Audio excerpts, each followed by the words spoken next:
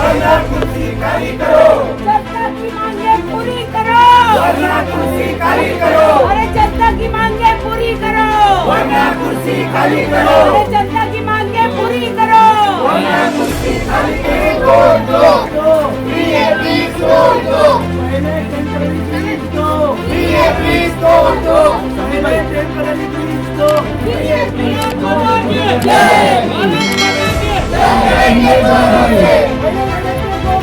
हम लड़ेंगे जोरों से,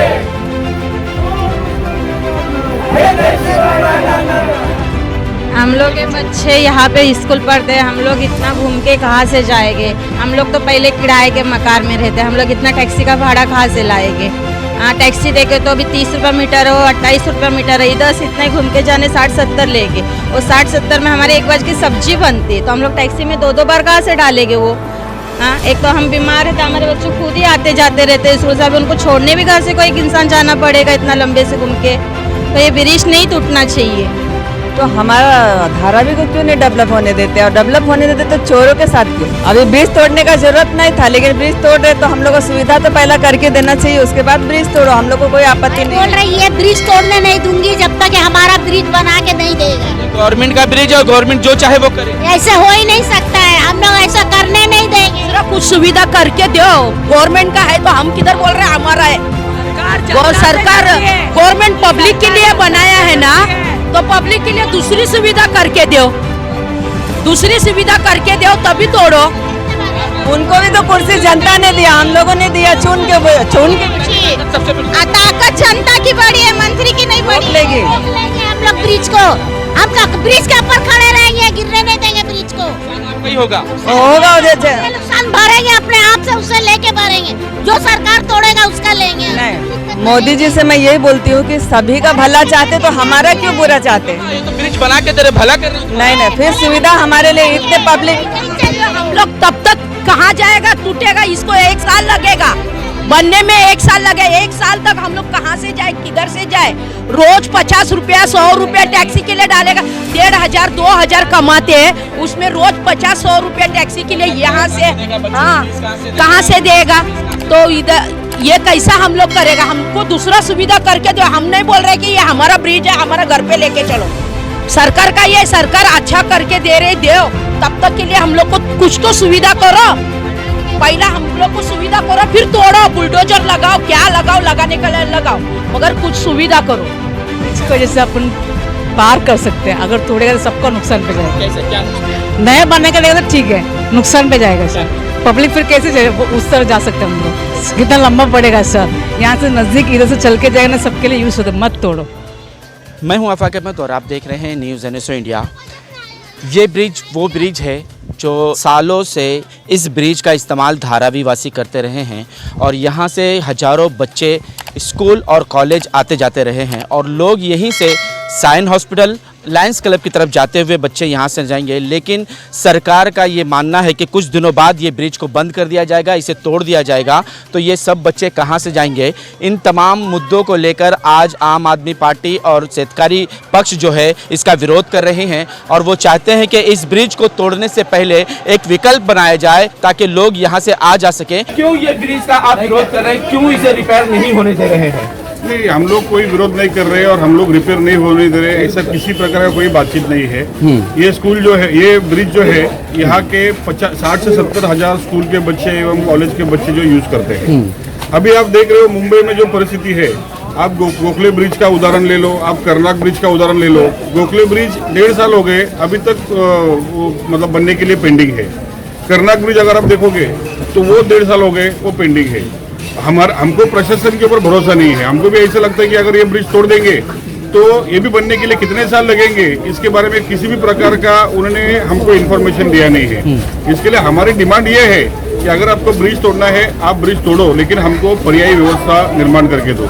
अगर अस्थायी पर्यायी व्यवस्था नहीं होगी तो मुझे बताओ, ये बच्चे लोग हैं जो यहाँ से स्कूल जाते हैं, जो कॉलेज के बच्चे लोग हैं, जिनको धारावी से साइन जाना है, ये एकमेव ब्रिज है।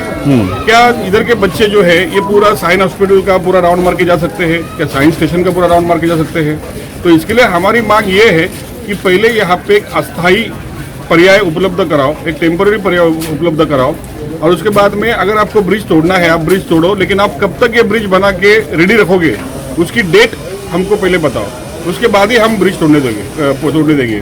क्योंकि हम देख रहे हैं कि बहुत सारे मुंबई में ऐसे इंस्टेंसेस हुए हैं जहाँ पे डेवलपमेंट के नाम पे ब्रिज तो तोड़े, लेकिन बनाने का अभी तक तारीख का पता नहीं है या उसके काम का पता नहीं है। तो ऐसी चीज़ जो है हम ये धारावी में होने नहीं देंगे। ये सवाल सिर्फ धारावी के एक ब्रिज का नहीं है। आज कुछ दिनों पहले रेलवे ने ये कहा कि रिपेयरिंग के लिए ये ब्रिज बंद हो करके हम नया बनाने वाले हैं। फर्स्ट इन्होंने इसके लिए कोई पर्याय दिया नहीं है, अल्टरनेटिव दिया नहीं है। अभी बच्चों के सेमेस्टर एग्ज़ाम चालू होने वाले हैं।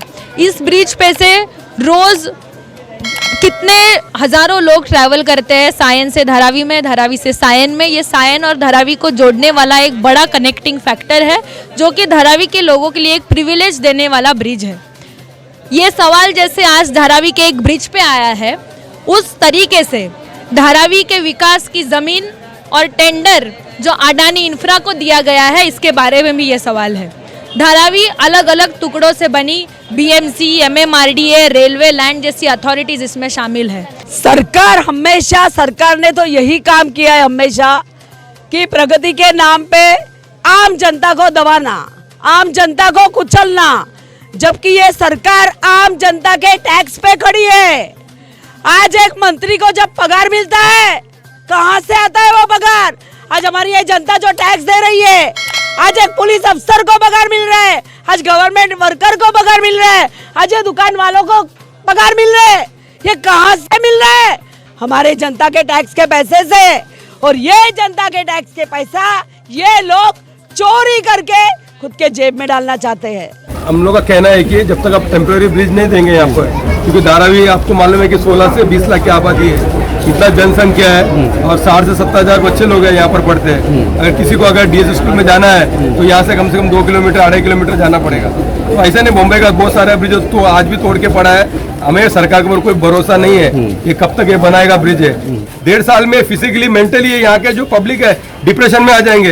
ये ब्रिज नहीं है, बहुत मल्टी करोड़ का स्कैम है। ये जो धारावी का जो झोपड़पट्टी है उसका बड़ा स्कैम है। तो लोग बोलेंगे, कंटाला के बोलेंगे हमको किधर भी दे दो, मेहुल गांव दे दो, टिटवाला दे दो, दीवा दे दो, ताना दे दो, नाउर दे दो, हम जाने को तैयार है। ये आपको मालूम नहीं, पहला जो डेवलपमेंट होता है ना, पहला ब्रिज काटता है, फिर पानी काटता है, फिर लाइट काटता है। वही एग्जाम्पल है, पहला ब्रिज काटे, क्योंकि 3-3.5 साल पहला ब्रिज बनाया गया है। इसको रेलवे ने ऑडिटिंग किया कि यानी कि ये सारे जो काम हो रहे हैं इसको वापस घुमाकर आप अडानी पे ला रहे हैं कि अडानी का के लिए धारावी की सारी सुविधा को खत्म कर दी जाए ताकि धारावी वैसे परेशान हो जाए और धारावी छोड़ दे। तो सीधी बात है ना, आप उधर का वर्क ऑर्डर निकाला, उधर का वर्क ऑर्डर निकाला, इधर का वर्क ऑर्डर निकाला।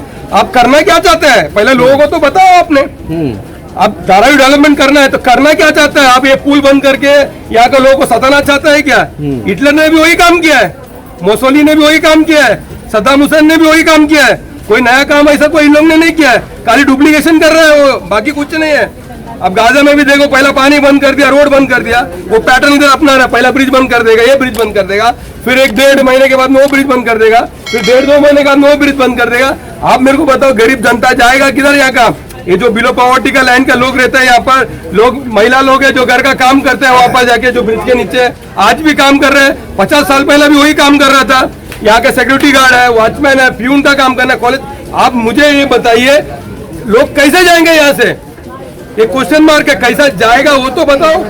इसी तरह से क्या चारों तरफ के रास्ते बंद करके धारावी वालों को मजबूर करना चाहते हैं क्या धारावी छोड़ने के लिए? हाँ, मजबूर करना ही चाहिए जी, ये हमारा नारा है कि तब लड़े थे गोरों से, अब लड़ेंगे चोरों से। ये चोर कौन है?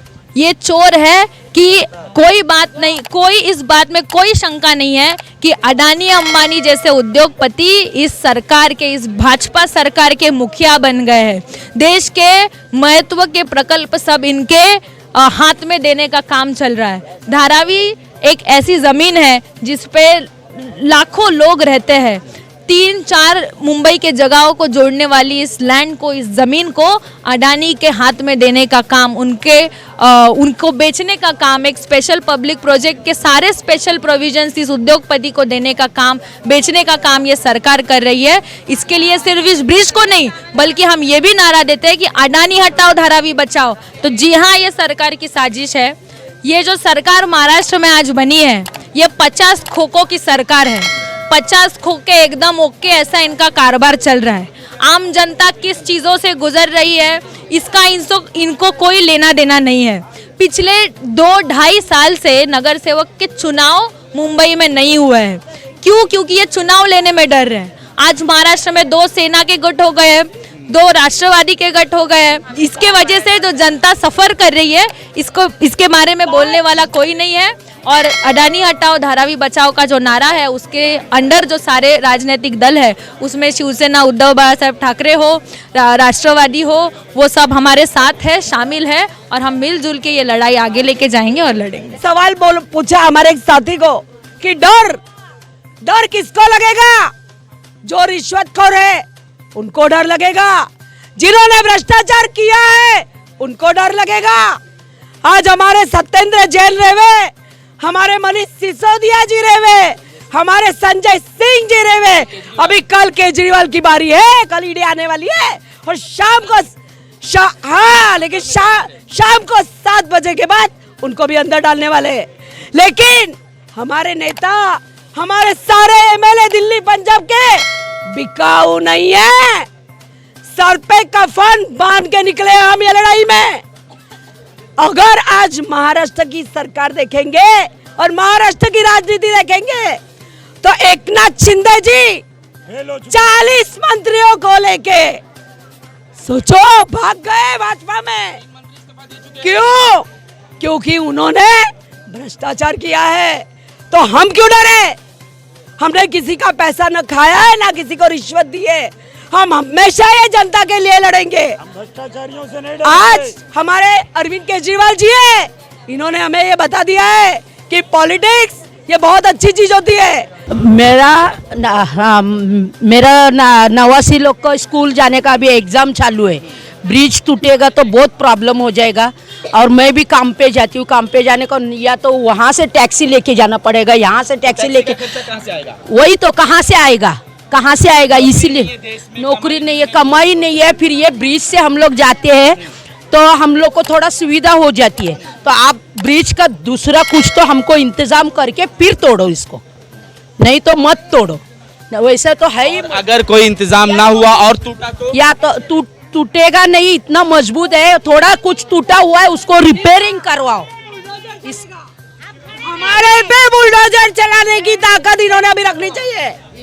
इसे रिपेयरिंग करवाओ। वैसे तो बहुत अच्छा है, ब्रिज तोड़ने की जरूरत नहीं है। वही 2-3 साल पहले ही रिपेयर हुआ, और भी रिपेयरिंग करो। मगर अभी हम लोग को बहुत प्रॉब्लम हो जाएगा। टैक्सी वाले को 50 रुपया दो, महीने में 1,500-2 हजार रुपए कमाता है, रोज 50 रुपए कहाँ से डालेगा? लेकिन आज आम आदमी पार्टी इसके विरोध में इसी ब्रिज के नीचे एक धरना दे रही थी और सरकार से गुजारिश कर रही थी, निवेदन कर रही थी कि इस ब्रिज को तोड़ने से पहले कोई एक ऐसा टेम्परेरी ब्रिज दिया जाए जिससे लोग आसानी से आ जा सके। आज तक के लिए इतना ही। देश विदेश की खबरों के लिए देखते रहें न्यूज़ NSO इंडिया।